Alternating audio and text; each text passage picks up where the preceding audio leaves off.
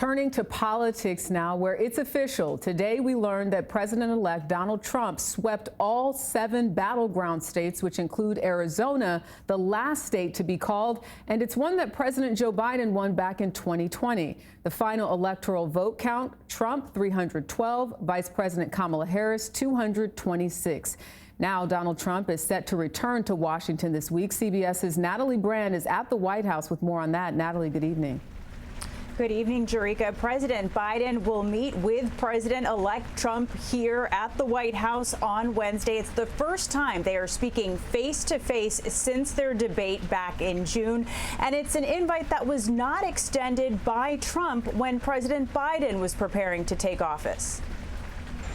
President Biden returned to the White House today with his administration committed to a smooth and orderly transition. President Biden is committed to the peaceful transfer of power and to a responsible handoff from one president to the next, which is in the best tradition of our country and has been for the last 240 years. That presidential precedence was upended 4 years ago. They rigged an election. When then President Trump contested the election results, instead spreading unfounded claims of election fraud, all of them debunked after exhaustive lawsuits and investigations. Trump's sweeping comeback victory includes control of the U.S. Senate and possibly the U.S. House. Tonight, up to 10 races remain undecided, most of them in the West.